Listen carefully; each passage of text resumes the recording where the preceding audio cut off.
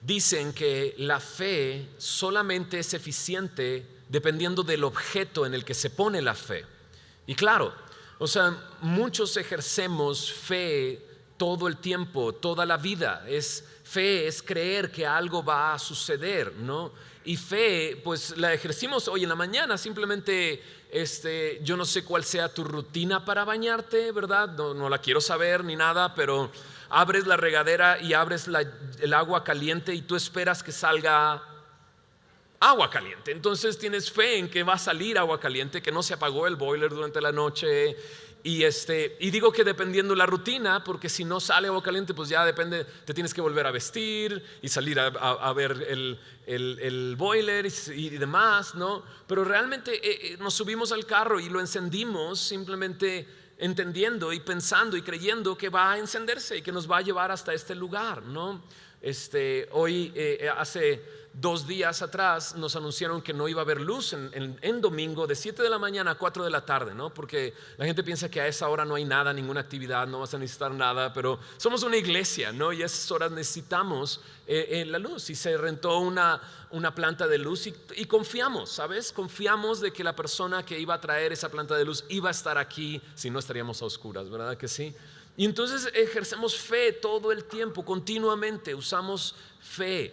Pero hay veces que esa fe tiene que ver con cosas mucho más grandes que solamente agua caliente, llegar a la iglesia o que haya luz en la iglesia, que tiene que ver con eternidad y la vida que sigue, ¿no? Y esa fe, ¿no? Tiene que estar en el lugar correcto, en el lugar donde podemos asegurarnos de que va a hacer algo por nosotros por la eternidad, ¿no? Y mucho se habla de fe, muchos han escrito acerca de este tema, no solamente en el cristianismo, sino también en diferentes religiones y en pensamientos, psicología y todo lo demás, ¿no? Incluso, por ejemplo, psicólogos piensan esto de la fe como algo que ejerce una situación psicológica para animar a las personas y demás, ¿no?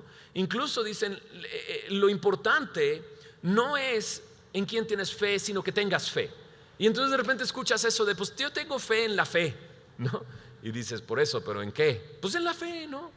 Incluso llegan a pensar algunos, ¿no? Leí que algunos dicen, no importa dónde deposites tu fe, pero ten fe. Si tienes fe en una máquina de refrescos, ten fe en una máquina de refrescos. Pero sabes, la máquina de refrescos no te va a ayudar en absolutamente nada. Pero si tú depositas tu fe en el lugar correcto. El día de hoy vamos a ver a una mujer llamada Rahab que depositó su fe en el lugar correcto y fue salva por la fe que ejerció. Pero esa fe no fue una fe muerta, sino fue una fe viva, una fe verdadera, que la llevó a tomar decisiones que veremos en el capítulo 2 de Josué, que nos muestran que ella tuvo fe. Pero vamos a leer los primeros versículos de este capítulo 2, del versículo 1 al 7, para adentrarnos a esta historia muy interesante. Si estamos viendo el relato de esta historia, pues recuerdas que Josué está a punto de entrar a la tierra prometida, ¿verdad? Dios le animó, esfuérzate y sé valiente. El pueblo le animó, esfuérzate y sé valiente. Él mismo animó al pueblo recordándoles las promesas que habían dado. Y ahora estamos todavía en el proceso de entrar, aún no en este capítulo, no van a entrar, todavía van a faltar algunos capítulos para que entren, ¿no? Pero incluso esta mujer, la fe de esta mujer va a también animar al pueblo para creer que las promesas de Dios son reales. Mira lo que dice en Josué capítulo 2, verso 1 al 7. Josué, hijo de Nun, envió desde Sittim 2 espías secretamente, diciéndoles: andad, reconocer la tierra y a Jericó. Y ellos fueron y entraron en casa de una ramera que se llamaba Rahab, y posaron allí. Y fue dado aviso al rey de Jericó, diciendo: he aquí que hombres de los hijos de Israel han venido aquí esta noche para espiar la tierra. Entonces el rey de Jericó envió a decir a Rahab: saca a los hombres que han venido a ti y han entrado a tu casa, porque han venido para espiar toda la tierra. Pero la mujer había tomado a los 2 hombres y los había escondido y dijo: es verdad que unos hombres vinieron a mí, pero no supe de dónde eran. Y cuando se iba a cerrar la puerta, siendo ya oscuro, esos hombres se salieron y no sé a dónde han ido. Seguidlos a prisa y los alcanzaréis. Mas ella los había hecho subir al terrado y los había escondido entre los manojos de lino que tenían puestos en el terrado. Y los hombres fueron tras ellos por el camino de Jordán y hasta los vados, y la puerta fue cerrada después que salieron los perseguidores. Aquí está esta historia. Varias cosas muy interesantes. Josué manda espías, ¿no? Y nos recuerda que una vez él mismo fue un espía para entrar a la tierra prometida, junto con otros 11, ¿no? Josué y Caleb le creyeron a Dios, pero los otros 10 no, sino que infundieron mucho temor en el pueblo hasta el punto de decir: regrésanos a Egipto, nos has traído aquí para morir. Y entonces Josué toma la iniciativa de enviar 2 espías, pero notaste la palabra que aparece en el verso 1, dice secretamente. La lección la aprendió Josué. No lo hizo público, sino secretamente mandó 2 espías, ¿no? Para ver la situación y vayan y reconozcan la tierra. Y a Jericó. Jericó era una ciudad muy fortalecida con muros. Algunos creen que incluso una doble muralla estaba alrededor de esta ciudad. Y Jericó está en el mero centro que divide el norte y el sur de la tierra prometida, y era muy estratégico tomar esta ciudad porque de ahí iban a poder conquistar hacia el norte y conquistar hacia el sur. Y entonces dice: ve y reconoce Jericó, ve y observa. Y ellos fueron y llegaron a la casa, dice, de una ramera que se llamaba Rahab, ¿no? Y aquí pues el término ramera es el término que se usa para una persona que es una prostituta. Es eso, Rahab era una prostituta. Algunos comentaristas han tratado de encontrar una forma de ver que esta palabra signifique otra cosa, que signifique algo así como hospedadora o como encargada de un hostal, pero en realidad se le describe como prostituta, ¿no? ¿Y por qué tratan de hacer esto? Porque muchas veces pues es como impensable pensar ¿cómo? ¿Dios va a usar a una prostituta? ¿No? Pero en realidad ese es el término. De hecho, en el Nuevo Testamento el nombre de esta mujer también aparece. Mira, acompáñame a 3 pasajes en el Nuevo Testamento. El primero está en Hebreos capítulo 11, versículo 31. Hebreos 11:31 dice así: por la fe Rahab la ramera no pereció juntamente con los desobedientes, habiendo recibido a los espías, dice, en paz. Aquí está.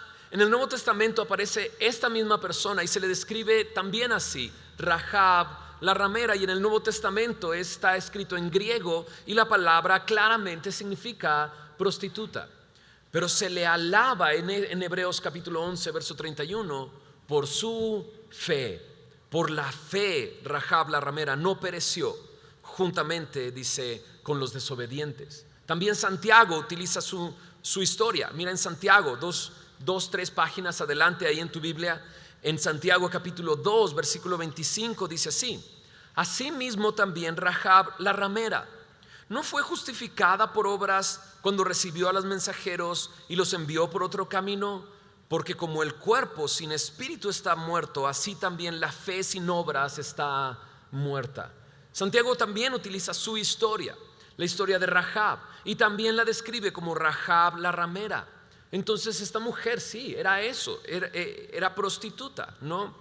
Y lo que hace Santiago es alabar su fe viva, y contrastarla con una fe muerta. Él dice: una fe muerta es aquella que no tiene obras, que no lleva a manifestar su fe con algo visible. Y Rahab, su fe fue algo completamente visible, porque recibió a estos mensajeros, recibió a estos espías y los envió, dice, por otro camino. Pero también se le describe así, de esa manera. Otro momento en que aparece, en Mateo capítulo 1. Estos son los 3 lugares donde aparece su nombre en el Nuevo Testamento. Mateo capítulo 1, versículo 5.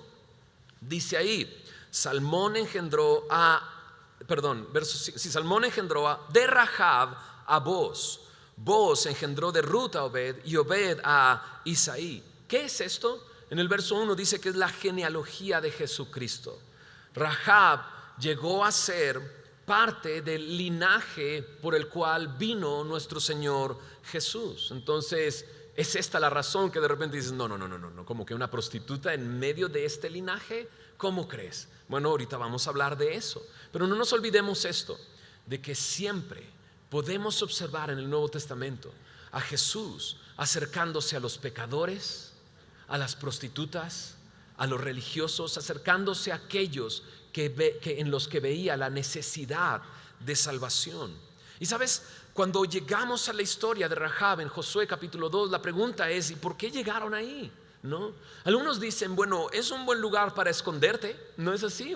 La casa de una prostituta, ¿no? Es un lugar para esconderte, un lugar para pasar desapercibido, ¿no? Pero no pasaron desapercibidos. Yo creo que es la providencia de Dios. ¿Sabes lo que es la providencia de Dios? De repente es Dios actuando detrás de la historia y es la providencia de Dios. Dios creo que lo llevó a esa casa. ¿Por qué? Porque mientras vemos su historia y conocemos a Rahab, nos damos cuenta que ella tiene fe. No llegó a un lugar sin fe, sino llegó a un lugar donde hay una mujer que ha escuchado y que quiere y que se le está dando la oportunidad de ejercer su fe. Yo no sé cómo vengas tú, cómo estés tú, pero Dios te quiere dar hoy la oportunidad para que creas. Para que creas.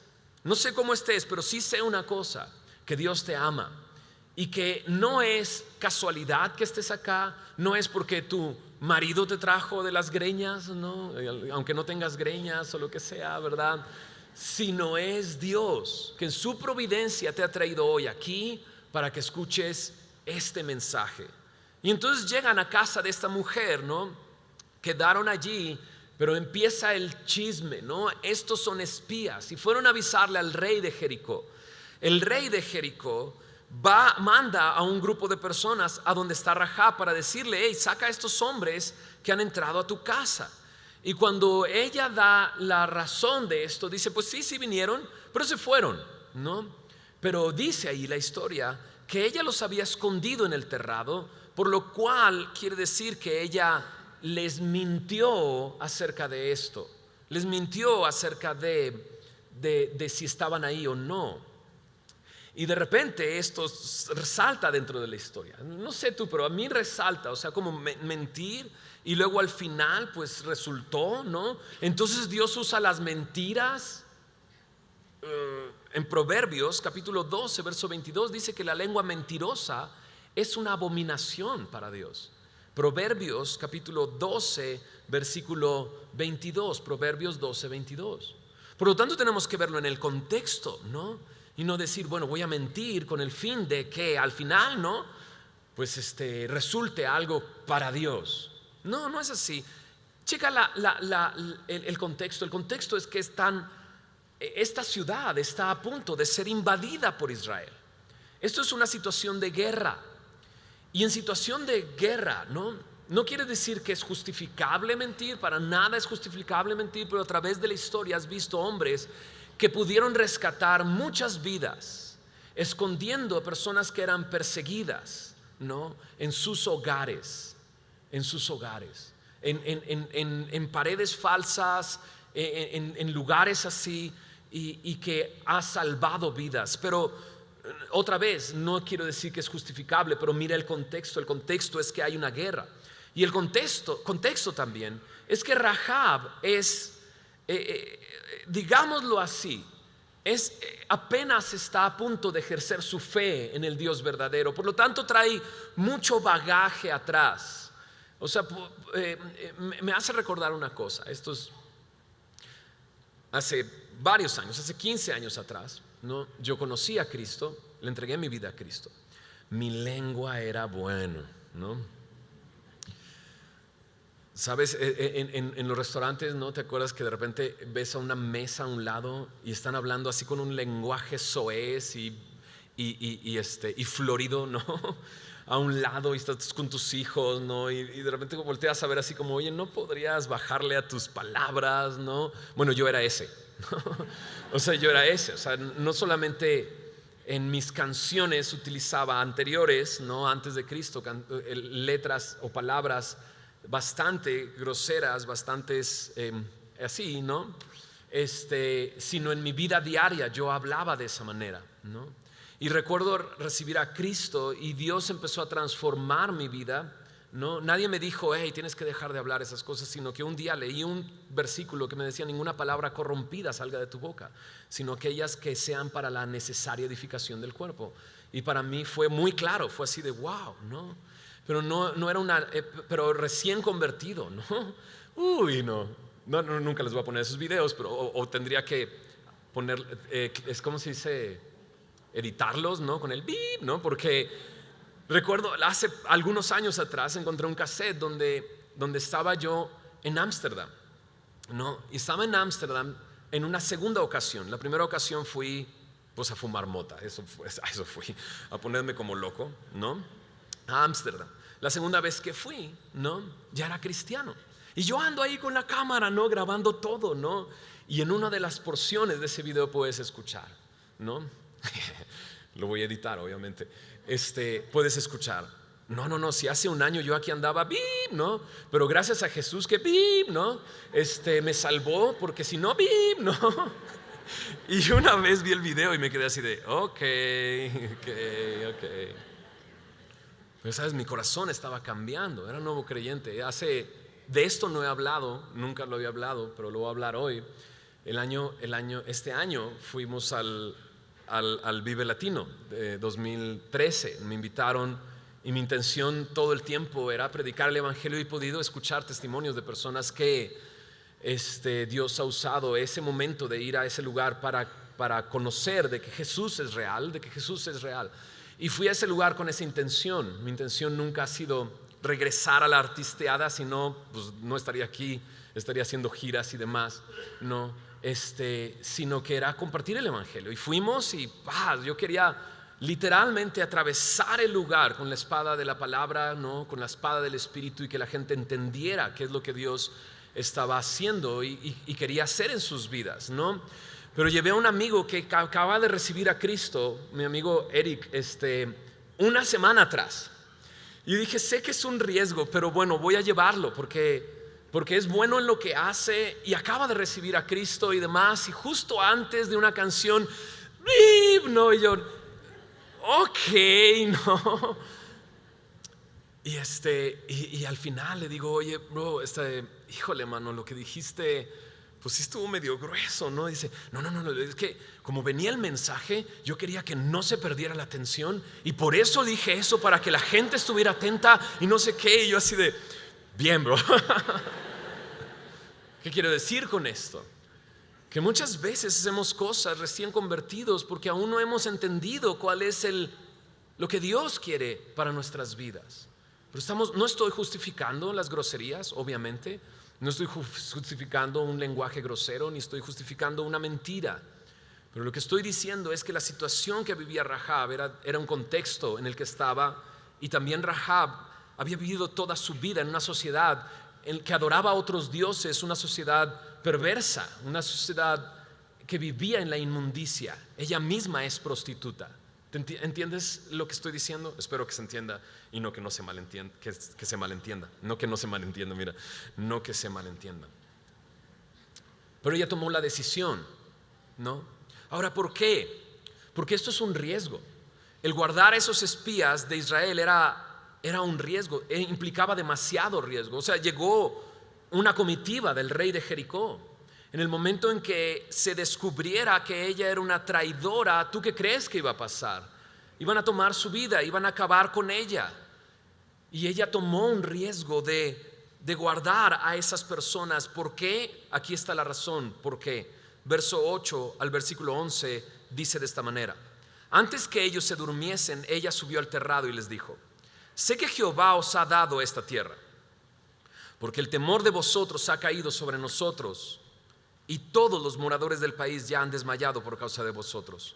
Porque hemos oído que Jehová hizo secar las aguas del mar Rojo delante de vosotros cuando salisteis de Egipto, y lo que habéis hecho a los 2 reyes de los amorreos que estaban al otro lado del Jordán, a Sehón y a Og, los cuales habéis destruido.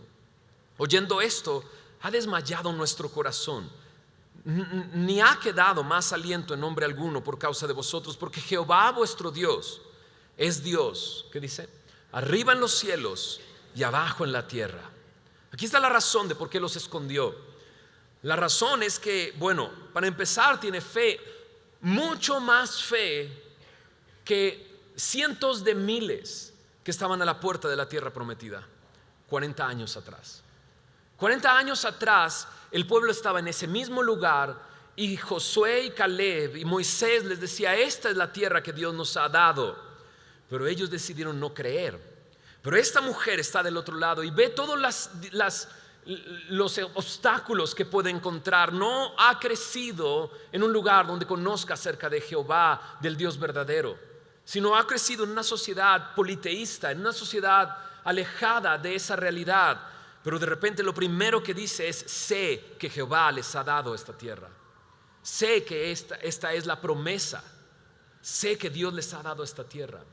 Y dice algo, ¿sabes? Todos están llenos de temor, todos están llenos de miedo. Su corazón ha desmayado por completo, ha desmayado, porque conocen esta realidad también, ¿no? Pero esta realidad no los lleva a lo que ella hizo. Lo que ella hizo fue confiar y depositar su fe. Puedes escuchar su confesión al final del versículo 11: porque Jehová vuestro Dios es Dios, arriba en los cielos y abajo en la tierra. Esto es una manifestación de su fe, esto es una confesión que ella está trayendo.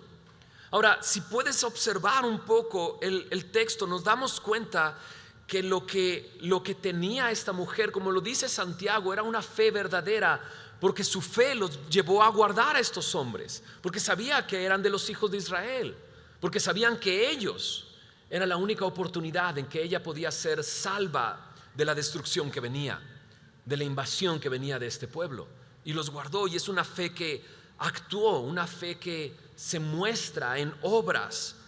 Y la palabra de Dios me dice algo muy claro acerca de la fe. La fe viene por el oír, y el oír la palabra de Dios. Y cuando lees lo que ella está diciendo, te das cuenta que ella ha oído, y la palabra de Dios tuvo efecto en su vida para creer, y el creer la llevó a hacer algo. Romanos capítulo 10, 17 es el texto que dice: la fe viene por el oír. Efesios 2, 9 me dice que no es por obras para que nadie se gloríe.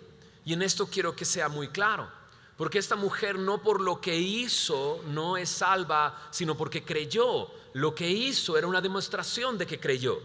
¿Se entiende? Son dos cosas muy distintas. No fue por lo que hizo, porque Santiago y el escritor de Hebreos no la reconocen por lo que hizo, sino por su fe. Incluso Santiago lo dice. Esta mujer tuvo una fe viva, una fe que se demostró en obras. No es por obras para que nadie se gloríe. Dice la salvación, nos dice: por gracia sois salvos, por medio de la fe, y esto es un don de Dios, no por obras para que nadie se gloríe. Y ella fue así, una fe genuina que se manifiesta por medio de las obras. Y ella confiesa: Jehová su Dios es Dios en el cielo y es Dios en la tierra. Y también en Romanos capítulo 10 versículo 9 y 10 me dice acerca de confesar. Romanos 10 verso 9 dice que si confesares con tu boca que Jesús es el Señor y creyeres en tu corazón que Dios le levantó de los muertos, serás salvo. Porque con el corazón se cree para justicia, pero con la boca se confiesa para salvación. Pero también debo de entender una cosa: lo que me salva es mi fe en Cristo, no precisamente la confesión. ¿Se entiende? O sea, la confesión es el resultado de que creí. No es, mi confianza en Cristo es lo que me salva. Mi confianza en el Dios verdadero es lo que me salva, no la confesión. Por eso muchas veces cometemos el error de: bueno, es que ya hizo la oración y bueno, ahorita no, o sea, es un ladrón y fue a dar a la cárcel, pero un día hizo la oración. No, pero decir la oración no te hace salvo, sino confiar en Jesús, y eso se manifiesta a través de la confesión. Y esta mujer está confesando eso, Pero una cosa que también no puedo dejar de ver: ¿te das cuenta que están temblando todos? Y sabes, en Deuteronomio capítulo 2 versículo 25, Dios había dado esa promesa, que Él iba a poner miedo, terror en el corazón de la gente de la tierra, de que vivía en la tierra prometida, y se está cumpliendo. Y ahora los espías lo están escuchando como una realidad que va a traer ánimo a todo el pueblo. Pero continúa. Mira lo que dice en el versículo 12 al 15. Dice: os ruego pues ahora, y aquí está la petición de esta mujer. Lo primero que hizo fue describir la situación y describir que ella cree en este Dios. Y en el verso 12 dice: os ruego pues ahora que me juréis por Jehová, que como he hecho misericordia con vosotros, así haréis vosotros con la casa de mi padre, de la cual me daréis una señal segura, y que salvaréis la vida a mi padre y a mi madre, a mis hermanos, hermanas y todo lo que es suyo, y que libraréis nuestras vidas de la muerte. Ellos le respondieron: nuestra vida responderá por la vuestra, si no denunciares este asunto nuestro. Y cuando Jehová nos haya dado la tierra, nosotros haremos contigo misericordia y verdad. Entonces ella los hizo descender con una cuerda por la ventana, porque su casa estaba en el muro de la ciudad y ella vivía en el muro. Entonces aquí está ella haciendo la petición de que: sálvame, sálvame. Pero qué interesante, porque ella pide una señal segura. No solamente es sálvame, sino asegúrame que me vas a salvar. O sea, dame una manera de saber que estoy completamente seguro de que soy salvo. Esta idea me ha estado dando vueltas en la cabeza. Me está llevando a quizás tomar decisiones durante esta semana de platicar con algunas personas, porque esto me dio vueltas en la cabeza. Esto de una señal segura. ¿Sabes? En Cristo tenemos seguridad de salvación. O sea, es increíble. La Biblia te asegura que eres salvo. ¿Cuándo? Mira lo que dice en Primera de Juan, en el capítulo 5. Primera de Juan, capítulo 5, versículo 9 al 13. Parte de estos versículos los hemos memorizado los que hemos estado en Navegantes, en una de las primeras lecciones de Navegantes. Dice ahí en el versículo 9: si recibimos el testimonio de los hombres, mayor es el testimonio de Dios, porque este es el testimonio con que Dios ha testificado acerca de su Hijo. Juan está llegando a un punto. ¿Sabes? Tú le crees a los hombres. Una persona te dice: ahí te voy a llevar la planta de luz. Pues le crees en el testimonio que te está dando de que ahí va a estar ese día. Y gracias a Dios llegó, ¿verdad? Pero dice ahí: mayor es el testimonio de Dios. O sea, tú confías en los hombres. Es más grande el testimonio de Dios, porque este es el testimonio con que Dios ha testificado acerca de su Hijo. Y dice: el que cree en el Hijo de Dios tiene el testimonio en sí mismo. El que no cree a Dios le ha hecho mentiroso, porque no ha creído el testimonio que Dios ha dado acerca de su Hijo. Así que dice: el que cree en el Hijo de Dios tiene ese testimonio. ¿Cuál es ese testimonio? Verso 11: este es el testimonio, que Dios nos ha dado vida eterna. ¿Te das cuenta? Ese es el testimonio, que Dios nos ha dado vida eterna. No me está diciendo: pues si le echas ganas, ¿no? Quizás Dios te ayude en la vida después de la muerte. No. El testimonio es este: Dios nos ha dado vida eterna. Y esta vida, dice, está ¿en dónde? En su Hijo. Y por lo tanto esta es la seguridad: el que tiene el Hijo tiene la vida. El que no tiene el Hijo de Dios no tiene la vida. Estas cosas os he escrito a vosotros que creéis en el nombre del Hijo de Dios, para que sepáis que tenéis vida eterna. ¿Qué dice? Para que sepáis que tenéis, ¿qué cosa? Vida eterna. Este texto es seguridad. Dios, tú puedes estar seguro, si tú tienes al Hijo, a Jesucristo, como tu Señor, como tu Salvador, que tienes vida eterna. Esta es la seguridad. Sabéis que tienes vida eterna, para que creáis en el nombre del Hijo de Dios. Y aquí una vez más Juan nos dice: no solamente es creer una vez, sino para que al saber esto y saber que tienes vida eterna, creas en el Hijo de Dios, en Jesús, porque Él es el Dios en el cielo y Dios en la tierra. ¿Te das cuenta de lo que está aquí? Hay una seguridad en la Biblia. Hay seguridad de que somos herederos de la vida eterna, que un día despertaremos como Él es. Y lo que te decía hace unos momentos de me está llevando a tomar algunas decisiones la próxima semana es eso, porque una vez fui a un funeral de cuerpo presente en la iglesia tradicional de México, y entonces el que estaba oficiando esta ceremonia, él decía: bueno, te pedimos, Dios, por el descanso de nuestra hermana, bla, bla, bla, ¿no? Y decía: te pedimos por el descanso. Y luego decía, y luego en otra parte de la ceremonia decía: y Señor, ahora que está contigo, ¿no? Y luego en otra parte de la ceremonia decía, que encuentre el camino, ¿no? Y dices, bueno, ¿está o no está? ¿Encontró el camino o no encontró el camino? ¿Dónde se encuentra? Y la verdad me dan ganas de ir y platicar con ese tipo de personas y decirle, a ver, ¿en qué se basa tu religión para creer que eres salvo y que tienes vida eterna? Porque en mí Cristo me ha prometido que tengo vida eterna. Esta mujer necesitaba esa seguridad y le dice a esos hombres, dame una señal segura, ¿ok? Yo quiero saber que cuando vengan e invadan este lugar, tú me vas a salvar. Pero qué increíble. Ella sabe que ahora está en el lugar correcto y su fe está depositada en el lugar correcto, porque entonces dice, y a mi papá y a mi mamá, ¿no? Es como decir 1, 2, 3 por mis amigos, ¿no? Un poco a decir eso, pero eso me hace pensar en una cosa, que todo creyente que es salvo se preocupa por las personas que están más cerca de él para que puedan ser salvas también.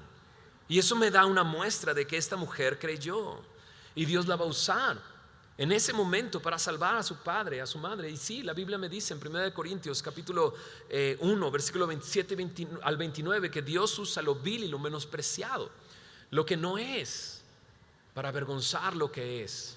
Dios usa lo vil y menospreciado, y aquí está usando a Rahab la ramera. Imagínate, ¿no? Sus papás podrían estar completamente avergonzados de que su hija es una prostituta en este lugar, pero ahora es ella la que los puede llevar a la salvación. ¡Uy, gloria a Dios!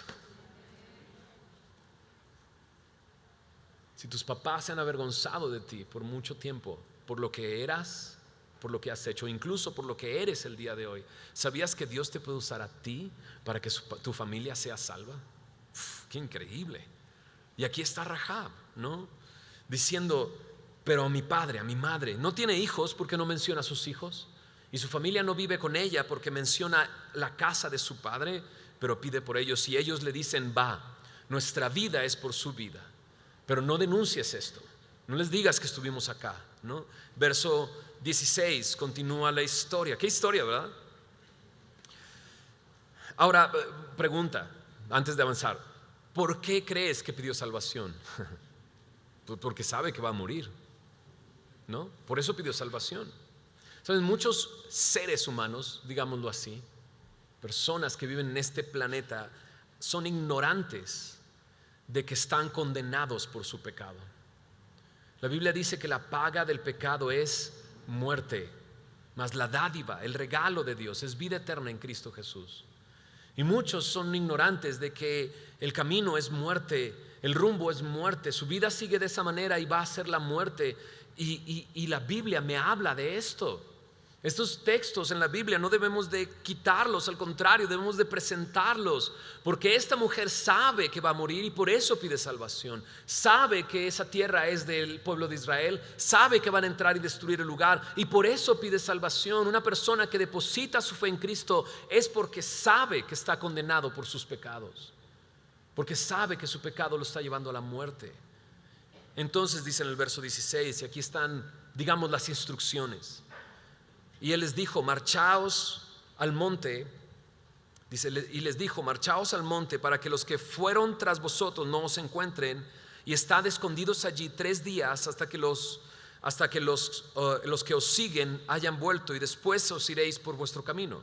Y ellos le dijeron, nosotros quedaremos libres de este juramento con que nos has juramentado. O sea, esta promesa, quedamos libres. No dice, aquí cuando nosotros entremos en la tierra, tú atarás este cordón de grana a la ventana por la cual nos descolgaste, y reunirás en tu casa a tu padre y a tu madre, a tus hermanos y a toda la familia de tu padre.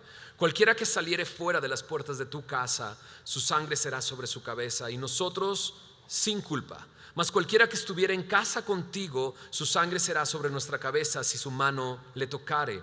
Y si tú denunciares este nuestro asunto, nosotros quedaremos libres de este juramento con que nos has juramentado. Ella respondió, sea así como habéis dicho. Luego los despidió, se fueron, y ella ató el cordón de grana a la ventana. Las instrucciones son muy simples, ¿sabes? Tú tienes que poner este cordón de grana. Cordón de grana es un cordón rojo, simplemente es eso. Este cordón rojo lo vas a colgar en tu ventana. Entonces todos los que estén dentro de tu casa serán salvos. Los que no estén dentro de esa casa, yo no respondo por ellos. Si salen de las puertas de esta casa van a morir. Pero si están dentro de esta casa, y esta casa tiene que tener esta señal, esta es la señal segura, esta es el cordón rojo en la ventana para asegurarnos de que ese lugar no vamos a destruir las personas que vivan dentro de ese lugar, ¿no? ¿Y será que ese cordón les salvó la vida? La respuesta es no. Realmente lo que fue es su confianza en el Dios verdadero. Y esto solamente es algo que representa eso, ¿sabes? La salvación, ¿no? Y esa es la señal segura. Ella pidió una señal segura, ¿no?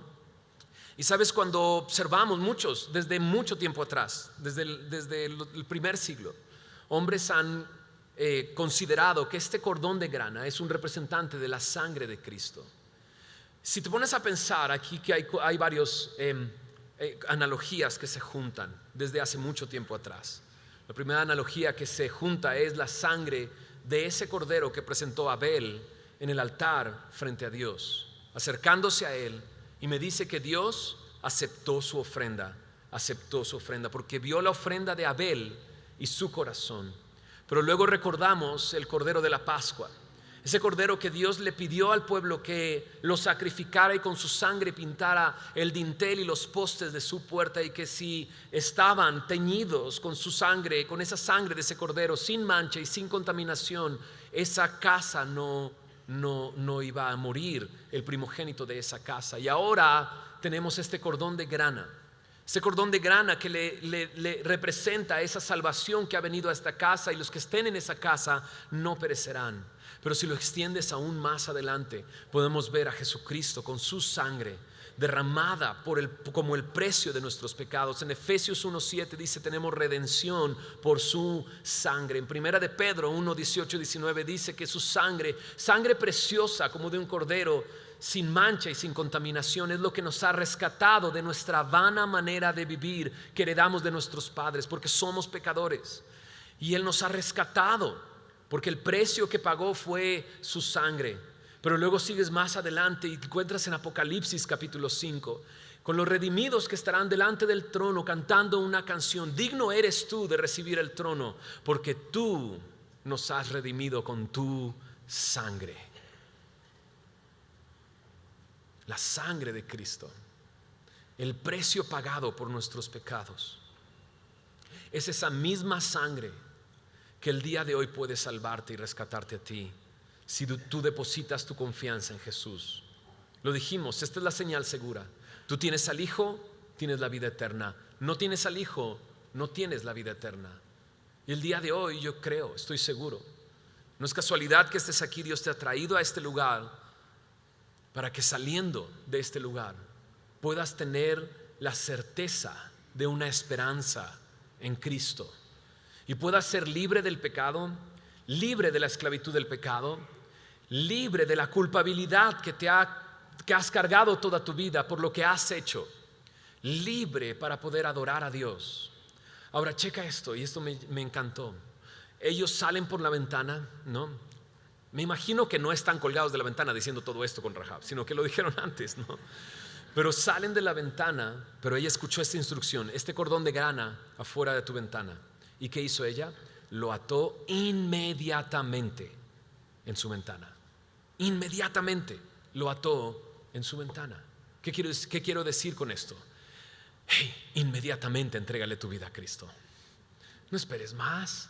Esta mujer no esperó ni siquiera que pasara la noche o que pasaran los 2 días, porque les dijo: hey, 3 días quédense en el monte y luego se van, ¿no? Entonces ella puede pensar: 3 días van a estar en el monte, solo faltan 3 días para que venga. Pero no, ella dice: aquí está, porque tú no sabes cuándo vendrá el juicio. Y a lo mejor podrás pensar: bueno, ser juzgado por mis pecados puede faltar mucho, soy joven, no, tengo salud en estos momentos, pero tú no lo sabes. Si Dios te llama a cuentas hoy, y lo mejor es que inmediatamente deposites tu confianza en Cristo, como esta mujer inmediatamente ató ese cordón de grana en la ventana. Inmediatamente lo hizo. Sabes, en el Nuevo Testamento se compara, como dije al principio, a Rahab, ¿no? En Hebreos capítulo 11 se le admira por su fe. La otra mujer que aparece en ese capítulo es Sara. Y qué contraste entre las dos mujeres. Sara, una mujer, la esposa de Abraham, ¿no?, que vivió un milagro en su vida, y Rahab, una prostituta, que por su fe fue salva ella y su familia. Pero en Santiago capítulo 2, Rahab es comparada con Abraham. Qué interesante, porque los versículos anteriores me hablan de Abraham y cómo su fe fue visible al estar preparado para incluso matar a su hijo cuando Dios se lo pidió. Cuando fue puesta a prueba su fe, la obra que hizo demostró que él había confiado y que había puesto su fe en él. Y esta mujer también, así como Abraham, que necesitaba de mucho valor para obedecer a Dios, así esta mujer necesitó de mucho valor para esconder a esos espías. Le pudo costar la vida. Así el día de hoy, no importa que seas, si seas como Sara o como Rahab, no importa si eres como Abraham o como Rahab, se va a necesitar mucho valor para que deposites tu fe en Cristo, para que el día de hoy digas: va, lo apuesto todo en la sangre de Cristo, en la obra de Cristo en la cruz del Calvario. Pero no dijimos que solamente aparecía ahí, sino también aparece en la genealogía de Jesús. Rahab se había casado con Salmón. Salmón era hijo de Naasón y Naasón era hijo de Aminadab. Ahí aparece en la genealogía en Mateo capítulo 1. En Números capítulo 7, versículo 12 me dice que Naasón, este hijo de Aminadab, papá de Salmón con quien se casó, es el primero que ofreció, el que presentó una ofrenda cuando fue pedido que un príncipe de cada una de las tribus presentara una ofrenda. Y Salmón era hijo de este príncipe, por lo tanto él es un príncipe de Judá. Y ella se casó con Salmón y tuvo a Boz. Y si recuerdas, Boz es aquel que redimió a Ruth, ¿ok? Y te pones a verlo y dices: wow, una ramera casada con un príncipe, una prostituta casada con un príncipe. O sea, y de repente podríamos pensar y decir: no, esto está fuera de lugar, ¿no? Y más fuera de lugar que de una prostituta venga nuestro Salvador. Pero sabes, no, porque esa es nuestra historia. Esa es la historia de todo creyente.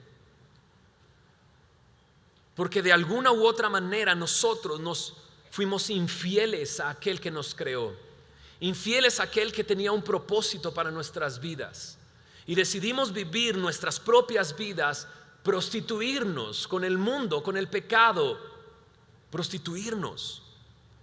Pero de repente has creído en el Señor Jesús y te das cuenta que ahora Él es tu Salvador, y te das cuenta que ahora estás unido con Él. ¿Sabes? Esta mujer fue salva. Salió de ahí, vamos a llegar a Josué capítulo 6 y la veremos saliendo de ese lugar protegida por el pueblo de Israel. Y dice en Josué 6:25 que ella habitó entre los israelitas hasta el día de hoy. Dice ahí en Josué capítulo 6, hasta el día de hoy ella ha habitado entre nosotros, ¿no? Y esto es increíble, porque llega al punto de que se casa con un príncipe de Judá, ¿no? Y para nosotros esa es nuestra historia. Cuando hemos depositado nuestra fe en Cristo, ahora vivimos con Él. La Biblia dice que Él habita en nosotros. Ahora Él ha prometido estar con nosotros todos los días hasta el fin del mundo. El juicio llegó. 3 días estuvo esta mujer ahí, quizás unos pocos más, vamos a darnos cuenta mientras avanzamos en la historia. Pero ella siguió viviendo en este lugar, en Jericó, hasta que llegó el juicio, ¿no? Y así nosotros estamos con el Señor, pero llegará un momento en que habrá el juicio a esta tierra. Y la Biblia describe las bodas del Cordero, donde nosotros nos uniremos a Cristo de tal manera que estaremos para siempre con Él. Mira el final de esta porción, Josué capítulo 2, versículo 22 al 24. Y caminando ellos llegaron al monte y estuvieron allí 3 días, hasta que volvieron los que les perseguían, y los que os persiguieron buscaron por todo el camino, pero no los hallaron. Entonces volvieron los 2 hombres, descendieron del monte y pasaron y vinieron a Josué hijo de Nun y le contaron todas las cosas que les habían acontecido. Imagínate toda la historia, ¿no? Llegamos a casa de una mujer, ¿no? Resulta que era prostituta, ¿no?